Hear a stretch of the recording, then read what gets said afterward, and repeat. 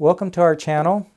The goal of this channel and the podcasts that we're going to be publishing is to educate the general public on recent Nevada Supreme Court decisions so that you can know what your rights are in various fields of law. I am a consulting lawyer, so not only do I litigate cases when people hire me, but I also help people who cannot afford lawyers to represent them through an entire case. I consult with them. I charge an hourly rate to meet with people and explain to them the process, to review whatever paperwork they're filing or have filed, and give them pointers on what to do next and how to navigate the court system in family court. And so one of the things that people need to know is how to ask questions at trial or at an evidentiary hearing. Trials and evidentiary hearings are essentially the same thing. You're putting on the evidence in front of a judge or a hearing master to convince the judge that you're right and whoever is opposing you is wrong. I've been called upon recently to consult with someone who can't afford a lawyer for trial, and they just need help thinking up questions, basically a brainstorming session on what to ask of their own witnesses and what to ask of the opposing party's witnesses at trial to present everything they want to present to the judge. So there are two categories of questions that need to be thought of in preparation for trial. There are open-ended questions and there are leading questions. And it's important to know the difference and when you can use them. If you're asking questions of your own witnesses, that's what we call direct examination. And especially if it's your case in chief, it's direct examination. Your case in chief means when you're putting on your evidence to prove what you want to prove. If it's the other party's case in chief and your witnesses are being called, then in essence they're almost treated as adverse witnesses at that point. But if they're your witnesses and it's your case in chief, then you can only ask them open-ended questions. You cannot ask them leading questions. The reason for this is if you ask a leading question, the question is formed in such a way that the witness actually knows what you're getting at, knows the information that you're asking them to affirm for the judge.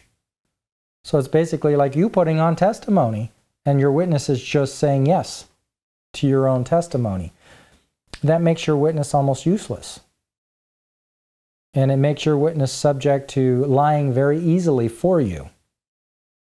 So for instance, if you ask a leading question like, hey, isn't it true that you and I hung out last Friday?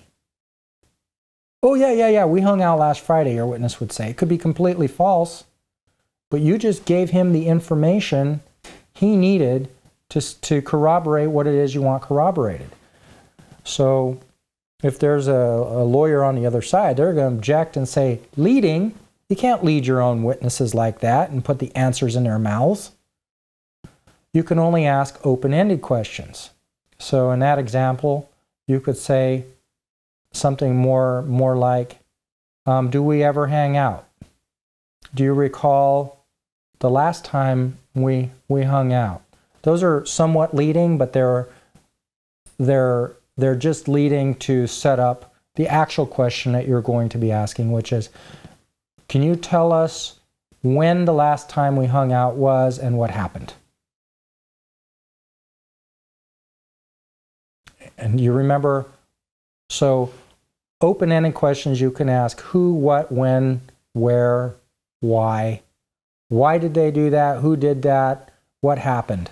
Those are open-ended because you're not asking them to affirm or deny a sequence of facts. They're not true-false questions. They are open-ended. They have to answer them essay format, if you will. All right? So on cross-examination now, this is when you are asking questions of the opponent's witnesses. So these are no longer necessarily friendly people that you're asking questions of. They've already answered the questions of their friend, your opposing party. They've already answered the open-ended questions.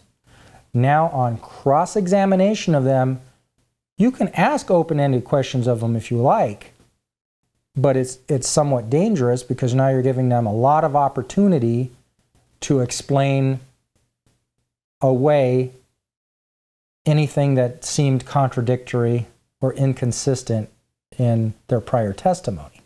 The purpose really for cross-examination is to poke holes in what they had just said, their prior testimony, and try to show that they're lying. And that's the perfect time to ask true-false questions, leading questions. You would ask, and usually leading questions start with, isn't it true? Or it's true, isn't it? So you would ask, it's true that you're a convicted felon, isn't it? And you can't ask a question unless you have some basis for it, because otherwise that would be really wrong. You're putting a seed of doubt in the judge's mind and you have really no basis for it. So you can't do that unless you have like maybe their criminal record.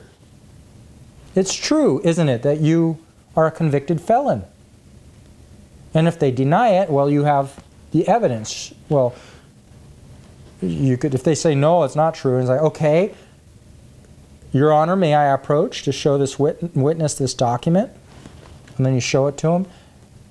Do you recognize what this is? This is your criminal record, isn't it?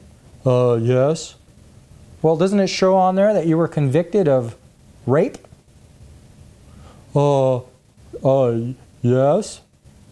You know, they've just destroyed their own credibility, and you didn't even poke holes in their prior argument yet. They just completely show that they're willing to lie. And if they're willing to lie about their own criminal past, maybe they're willing to lie for their friend. Okay?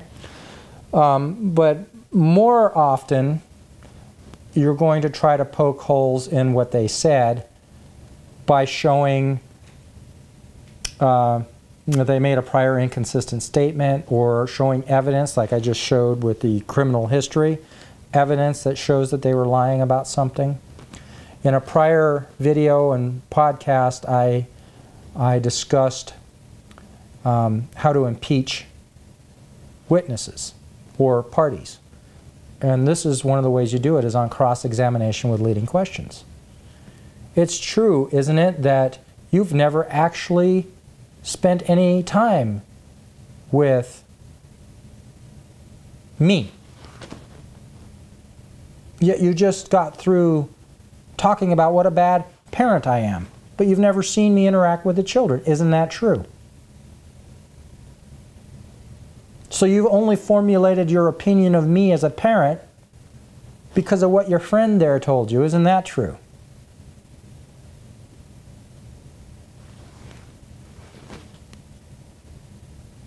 So, to recapitulate, you've got two categories of questions. Leading questions, which are only okay on cross-examination. They're okay also on direct examination of the party opponent. So if you call your opponent to the witness stand as a witness, you can ask leading questions then, even if it's your case in chief and it's a direct examination. It's because they are an opponent. They're not there to be friendly. So you want to lead them so you can show that they're a liar or dishonest. By the way, if you ever watch a movie or a television series and a lawyer asks the judge, Your Honor, may I treat this witness as hostile? That's usually when it's supposed to be a friendly witness, somebody you call to help you with your case, and all of a sudden now they've changed their entire story on the witness stand, and they can't be trusted. You're asking a judge, when you say, Your Honor, may I treat this witness as hostile? You're asking a judge if it's okay now to ask them leading questions instead of open-ended questions. If they're hostile, they're not just there to back up whatever it is you're saying now. They have some other agenda. Now they're backing up the opponent for some reason.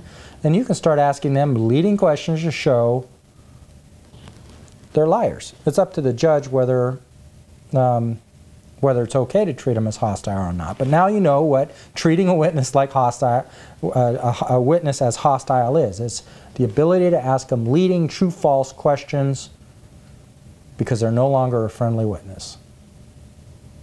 So now every time you watch a law show, you'll know what leading, the objection leading, it's because the other side was asking one of their own witnesses a leading question without first getting approval from the judge that it's a hostile witness. Objection leading, and now you also know what it means to treat a witness as hostile. It means that you can really narrowly tailor your questioning to get them to admit things under oath that they've previously suggested weren't true.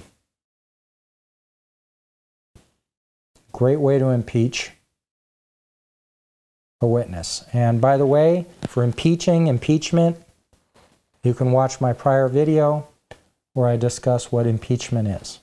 Impeachment is an extremely important tool to eviscerate your opponent's case using witnesses and evidence.